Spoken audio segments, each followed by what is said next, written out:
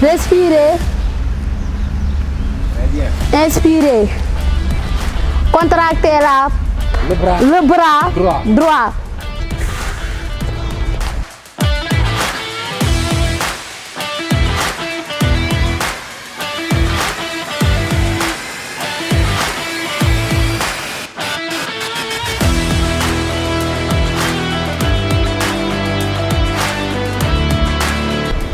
Toujours les mains, la paume des mains, voilà. Voilà, arrêtez, reprenez. On retourne. Retournez en position initiale.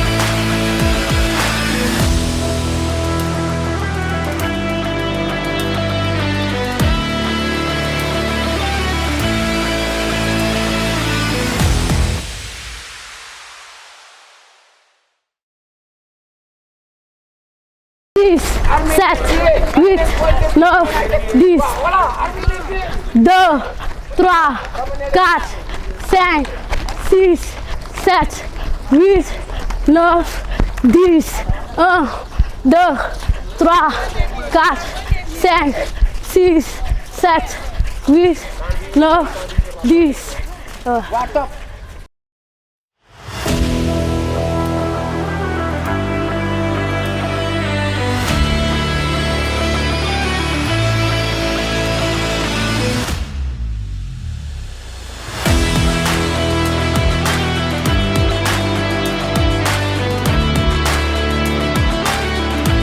Dix.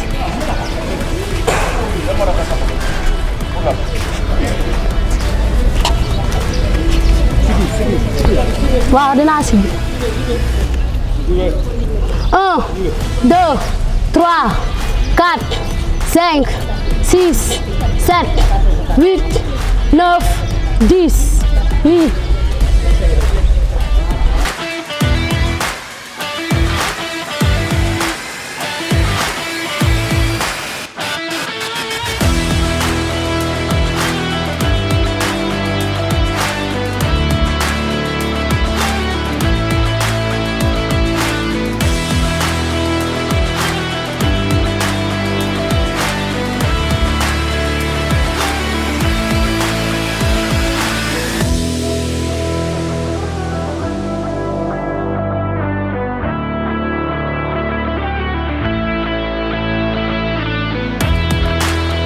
Ligne de départ baa ngi nii tu mets un pied nga teg kii bloc bi nii voilà un pied tànk bi ngay démarrer tu mesures deux pieds là c'est bon bi ci gannaaw 3 pieds ah quel tuuti arrière ko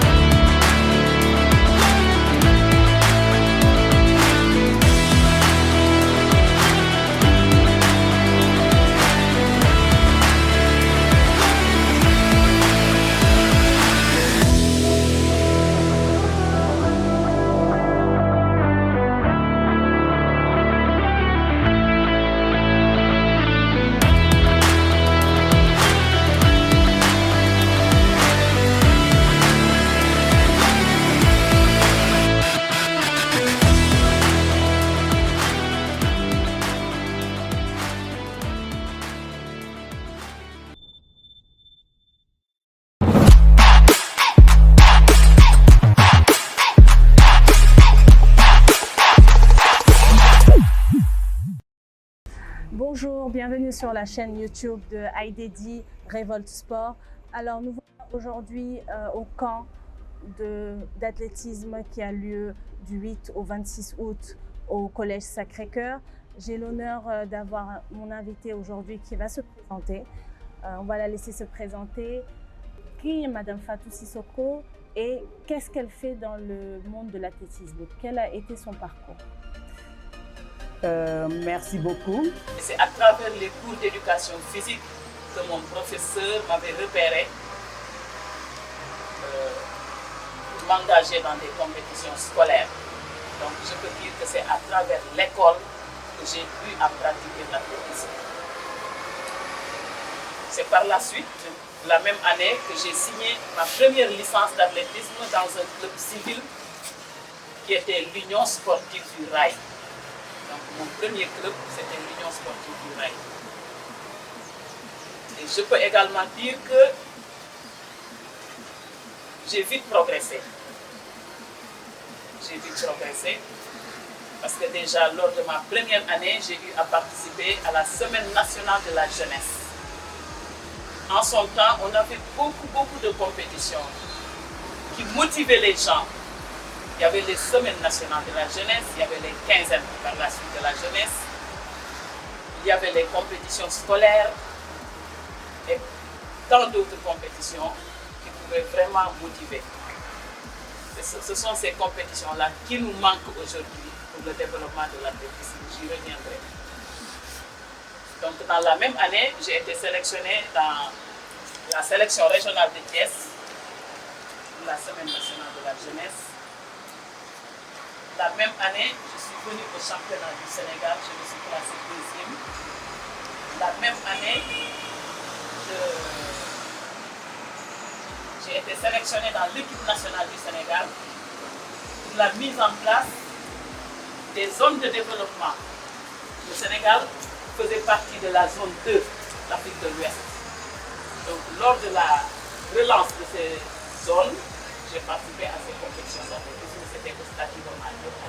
Excusez-moi juste pour vous interrompre. Est-ce que vous savez en quelle année vous avez débuté exactement? C'était en 1970. Ça c'est plus précis. Voilà, c'était en 1970. J'étais élève donc au CG Escale. 2 ans après, j'ai été surnommée la reine du sprint parce que j'ai battu tous mes adversaires. 2 ans après, en 1972, j'ai été sacrée championne du Sénégal, étant cadette. Et cette même année, j'ai été présélectionnée pour aller aux Jeux Olympiques de Munich. J'ai été présélectionnée, je pèse mes mots. Parce qu'à la fin, je n'ai pas participé à ces Jeux Olympiques, alors que je devais être la première femme sénégalaise à participer à des Jeux Olympiques. Mais comme vous le savez, une première fois n'est pas facile. Donc au finish, il y a eu beaucoup de problèmes. Les autorités ont dit que vous n'avez pas prévu de faire aux Jeux Olympiques et finalement je ne suis pas partie. Mais cela ne m'a pas empêché de continuer l'athlétisme, d'être encore beaucoup plus motivée pour arriver au plus haut niveau. Donc j'ai porté le maillot de l'équipe d'Afrique en 1977. C'était lors de la première Coupe du monde d'athlétisme. Durant plusieurs années, j'ai été sacrée championne du Sénégal. J'ai détenu plusieurs records, 100 mètres, 200 mètres sont en longueur. Les 2 relais, le 4x100, le 4x400. Donc j'ai participé de 1970 à 1989, c'était 89. À toutes les compétitions internationales avec l'équipe du Sénégal. 19 ans de carrière. Voilà. Et lors de ma dernière année, j'ai eu l'occasion de participer au premier championnat d'Afrique d'athlétisme. J'étais ici à Dakar. J'ai dit en 79 ans, c'est bien ça aussi. Des champions. Donc c'était la dernière année où j'ai fait des compétitions, en 79. Et c'était comment dirais-je, c'était la première édition des championnats d'Afrique d'athlétisme ici à Dakar au Stade Iba Mar. C'est après que juste après, j'ai eu une bourse d'études de formation offerte par le ministre des Sports feu François Bob pour aller faire un stage d'entraîneur à l'INSEP de Paris. Donc j'ai fait 2 ans à l'INSEP de Paris. Je suis sortie major de ma promotion comme entraîneur, comme formatrice également. Et lorsque je suis revenue au Sénégal, j'ai été affectée à Thiès comme conseiller technique régional d'athlétisme. Là également, j'ai été la première femme sénégalaise à occuper ces fonctions pour toutes disciplines confondues. Athlétisme, football, basket, toutes disciplines confondues, j'ai été la première femme sénégalaise à occuper ces fonctions de conseiller technique régional. Ils sont devenus aujourd'hui directeurs techniques régional. Avant, on disait conseiller technique régional en athlétisme. J'ai fait Thiès, j'ai formé beaucoup d'athlètes. J'ai fait même le CEDEPS de Guédiawaye, où j'ai formé beaucoup d'athlètes, en l'occurrence Koufaï, qui a été sacré vainqueur des Jeux africains aux 400 mètres et il est passé entre mes mains. À Kaolack, j'ai formé également beaucoup d'athlètes, les Amiba Ketiam, les Ousmane Niang, que tout le monde connaît.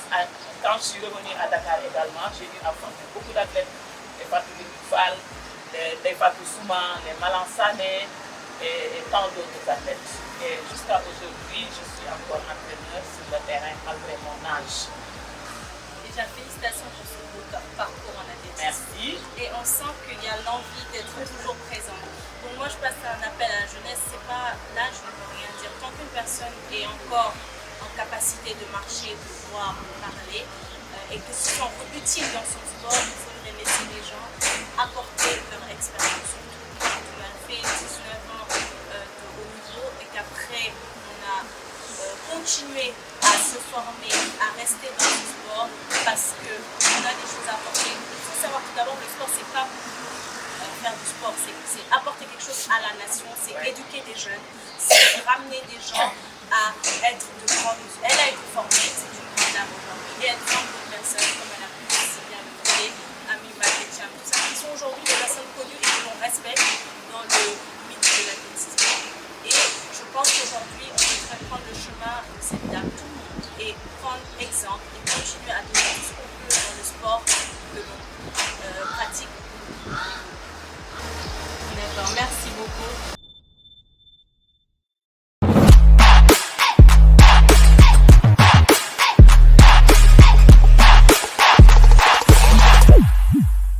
Invité toujours dans le domaine de l'athlétisme, car en ce moment, au Collège Sacré-Cœur, du 8 au 26 août, ils accueillent un camp de vacances, on peut l'appeler comme ça, camp de vacances Lamine Diack, Feu Lamine Diack. Donc je suis venue à la rencontre aujourd'hui de la directrice technique nationale, Madame Fatou Djamaï Diop. Donc je vais la laisser se présenter tout d'abord. Parler de des fonctions qu'il y a en ce moment dans le camp de vacances. Merci Chetou et merci pour l'opportunité de pouvoir m'exprimer aujourd'hui par rapport au camp de vacances Lamine Diack. Donc je suis Fatou Djamaï, ancienne athlète internationale. J'ai posé le 400 et les 200 et j'ai été plusieurs fois médaillée pour les 400 au niveau actuel. Au jeu de la francophonie, au jeu universitaire mondial. Et j'ai fait la formation d'entraîneur en Allemagne à Leipzig. Ensuite, j'ai fait la formation aussi de conférencier niveau 1 en anglais en Corée. Et cette année, j'ai été nommée directrice technique régionale au niveau de Dakar. Donc tout ce qui porte sur le niveau technique en athlétisme au niveau de Dakar, donc c'est nous qui gérons ça. Donc je peux dire que c'est moi qui coordonne tout ce qui est activité technique et au niveau de la Ligue de Dakar. Par rapport au camp Lamine Diack, le camp a été initié par Eric Lopez, un ancien athlète qui vit aux États-Unis. Il est accompagné par des sponsors comme Sponsor Zone, Sol for Soul et il y en a d'autres aussi. Et on salue l'initiative. Le camp a été organisé depuis l'année dernière. Donc, il avait rendu hommage à son ancien entraîneur, Feu Lega. Ensuite, cette année, donc l'année passée, le camp s'était limité aux athlètes de la GIA. Donc cette année, il a décidé d'ouvrir le camp et de permettre aux autres clubs de la Ligue de Dakar de pouvoir participer à ce camp. Donc il m'a contacté. Ensuite, on a fait une sélection des meilleurs de la petite catégories. Donc ceux qui doivent me représenter en 2026 pour les JO de la jeunesse.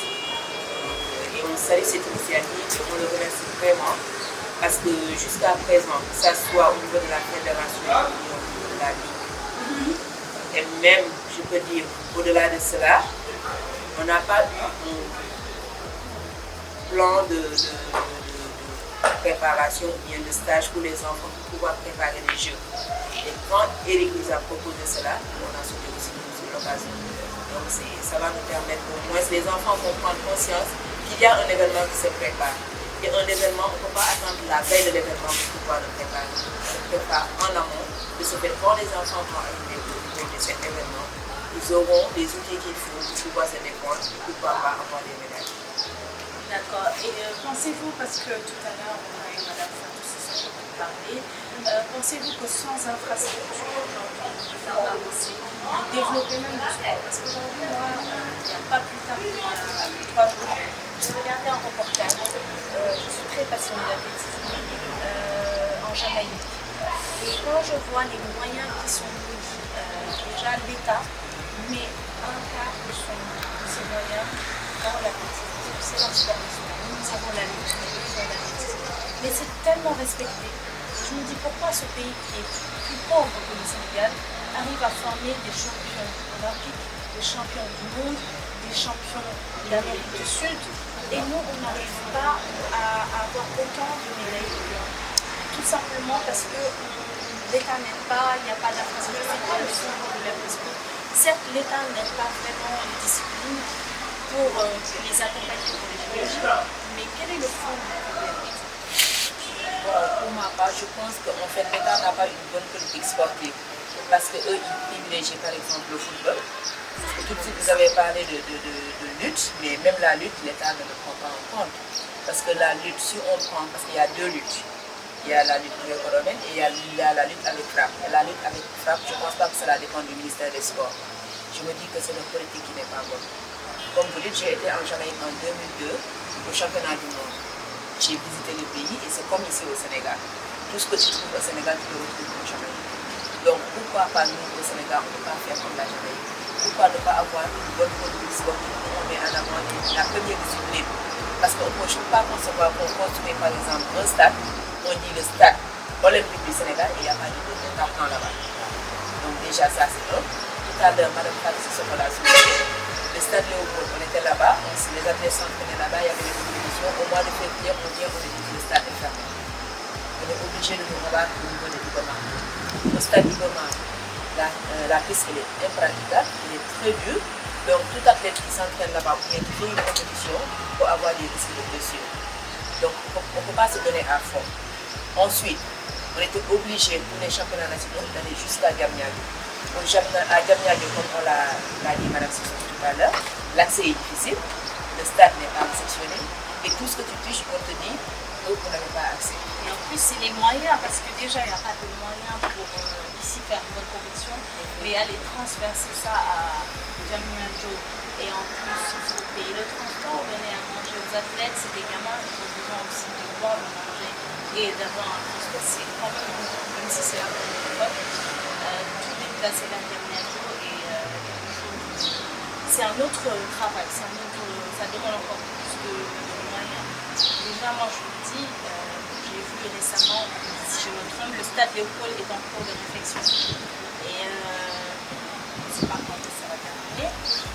Ibama, c'est dommage parce que Ibama, moi je pense que ce soit Léopold ou Ibama, Ibama est plus petit, il aurait pu réflexionner bien avant qu'on parle de chirurgie, bien avant parce que les stades, ce qui est bien en athlétisme, c'est qu'on peut faire athlétisme, on peut faire de la lutte, on peut faire autre chose. Donc si on fait un stade, c'est bon pour 4 sports ou 5 sports. Chacun peut faire ce qu'il veut, quand il veut. Et je trouve ça dommage que l'État ne voit pas ça comme c'est prévu, vous l'avez si bien dit tout à l'heure, cette difficulté majeure que l'on trouve. Comme elle a si bien dit aussi, c'est le premier sport qui amène une médaille olympique avec l'âge Diaba. Mais pour parler de ça, c'est de sa génération. Moi, pour parler de ma génération, c'est plutôt Amina Pédian que j'ai suivi. Pour moi, c'est une référence en athlétisme. Et aujourd'hui, quand on voit des passages de j'insiste un peu plus sur les femmes parce que c'est là où je vois le moins de performance au sport sénégalais. Il y a moins de dames qui restent très longtemps dans le sport pour laquelle j'insiste. Je n'ai rien contre les hommes, je précise, mais c'est parce que dans toutes les disciplines confondues, on voit très peu de femmes qui sont allées à un certain niveau pendant longtemps et après qui viennent aider leur sport. C'est surtout ça, l'après-carrière. Moi, je trouve ça très bien que vous êtes rentré dans le domaine administratif, dans l'encadrement technique, dans plein de choses pour continuer à aider les athlètes comme ça, peut-être d'ici quelques années, les minimes cadets là, aussi être et avoir une place dans la fédération et pouvoir aussi aider et contribuer parce que personne n'est responsable. Aujourd'hui, comme elle a dit, elle prend, si elle perd la vie, quelqu'un d'autre prend la relève. Et si cette personne perd la vie, quelqu'un d'autre. Et c'est comme ça que ça tourne jusqu'à que les choses avancent. Et qu'on soit, moi, en tout cas, j'espère qu'un jour, on sera à la Jamaïque parce que moi-même, je sais plus trop, parce que j'ai vu à la c'est pour le Sénégal. Je ne comprends pas comment ils arrivent à former des bols à Saint-Paul. Ils forment des gens extra et nous, on n'arrive pas à former un seul bol, c'est pas possible. C'est juste qu'ils ont mis les moyens, moi c'est ce que je crois. Ils ont mis les moyens qu'il faut et ils se sont occupés. On ne va pas jeter notre argent. Parce qu'ici, on va avoir des résultats sans pour autant mettre quelque chose. Il faut avoir des résultats, il faut mettre quelque chose. Parce que la bonne graine, il faut pouvoir l'arroser. Si on ne l'arrose pas, l'arbre ne va pas pousser. Donc pour cela, il faut mettre les moyens. Il ne faut pas se dire que tu vas faire tout. C'est vrai que tu vas avoir un gros lot, mais dans le lot, il y a un petit lot qui va sortir de ce gros lot. Ce petit lot là qui va sortir. Il y a régulièrement cela avec le village. Donc les enfants ils viennent de différents niveaux. Il y en a qui viennent de Nice, il y en a qui viennent de Dubaï, il y en a qui viennent de Passage, il y en a qui viennent de Marseille, il y en a qui viennent de la ville. Tous les jours, donc ils viennent, ils font des cours, il y a le volet études et il y a le volet sport. Ensuite quand ils ont terminé, ils terminent, on leur donne le transport pour qu'ils puissent rentrer à la maison. Déjà ça c'est une source de motivation pour les enfants. Moi j'aime bien, je vais rebondir sur quelque chose. J'ai vu le planning et qui m'a été envoyé et je vois quelque chose qui est très rare qu'on ne fait pas dans les disciplines et qu'on devrait faire. C'est les cours de civisme. Donc j'ai vu maths anglais, ça c'est classique pour l'athlétisme, dans l'athlétisme. Mais les cours de civisme et d'éducation, parce que il faut dire aussi les choses d'éducation, il y a un problème d'éducation dans ce pays. Et l'éducation sportive doit prôner les bonnes valeurs. Aujourd'hui, si on voit des sportifs, on ne doit pas les entendre dans certains détails, des conflits et des problèmes. On doit avoir une image, cette dame par exemple, Madame Soro, je ne connaissais pas. Aujourd'hui, je la respecte, elle a parlé correctement, elle a parlé correctement, elle a eu une certaine posture qui donne envie d'aller encore plus parler avec cette dame, parce qu'elle respecte tout. Elle aurait pu dire, moi, vous êtes tous mes enfants, je ne vous parle pas, vous n'avez rien à m'apprendre. Et c'est ces difficultés que l'on parle pas. Moi, j'aimerais que vous parliez de la violence dans le sport. Bon, en fait, je pense que le sport, déjà quand on parle de sport, on doit être discipliné. C'est la discipline avant tout. Il y a la discipline, il y a le respect. On a dit qu'il y a le fair play dans le sport. Je pense que ces valeurs-là, c'est à nous l'éducateur de les impliquer aux enfants. Parce que déjà, ils viennent de différents horizons, ils sont de différents environnements, donc ils ont quelque chose, ils ont de leur côté, donc ils amènent ça avec eux. Donc dès qu'ils arrivent quelque part, on doit pouvoir les recadrer et leur dire qu'un grand sportif, un grand intellectuel, parce qu'il y en a, en fait, je pense que ce qui amène le problème là, c'est que la plupart des enfants, ou bien la plupart des sportifs ne sont pas allés à l'école. C'est le problème majeur. Parce que si on n'est pas allé à l'école, je pense qu'on en a une certaine la vie qu'on va aller à l'école, c'est ça qu'on a sur notre vie. Donc, il y a des sportifs qui sont allés à l'école qui ont une image, s'ils ont des objectifs, qui devant moi, ils ne sont jamais à l'école, parce qu'ils ont une connexion qui fait qu'ils s'abstiennent de dire parce qu'on leur apprend ça à là où ils sont. Et ça, c'est la vie, même en dehors de l'école, parce que même dans le groupe, il y a des enfants qui sont ici qui n'ont pas un certain niveau. Mais dès qu'on s'assoit, et ils commencent à parler, tu dis, ah, ça, il ne faut pas faire ça. Ça, il ne faut pas parler comme ça. Donc c'est comme ça qu'on doit se comporter, c'est comme ça qu'il faut faire ça et ça. Donc on leur apprend la vie. Parce qu'ils laissent leur maison, ils sont toute la journée avec nous. Donc c'est à nous qui leur apprendre comment il faut marcher. Non. Je suis totalement d'accord avec ça. Donc, je vais vous laisser parler du mot de la fin. Qu'est-ce que vous conseillez aux jeunes, notamment aux jeunes filles comment vous pouvez les conseiller afin qu'elles restent aussi longtemps dans le sport et qu'elles n'abandonnent pas très tôt et qu'après abandonner très tôt, c'est pas plus grave, mais après continuer à aider la discipline qui t'a formé jusqu'à ce que tu deviennes ministre?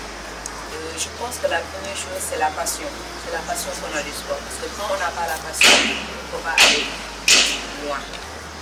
Déjà, quand on se dit qu'on va faire le sport pour de l'argent simplement, quand il n'y a plus d'argent, on va l'arrêter. Mais si on a la passion, quoi qu'on puisse faire, on va se dire, j'ai été dans ça, donc je voudrais que ceux qui viennent après moi puissent aller au-delà de ce que j'ai fait. Je pense qu'ils vont donner tout ce qu'il faut. Maintenant, aux petits enfants qui sont là, je leur dis que la vie est devant eux. Ils n'ont qu'à respecter leurs conseils qu'on leur donne. S'entraîner, bien manger, récupérer, c'est tout. Parce que pour faire les performances, il faut pouvoir récupérer. Et aussi écouter les conseils qu'on leur donne.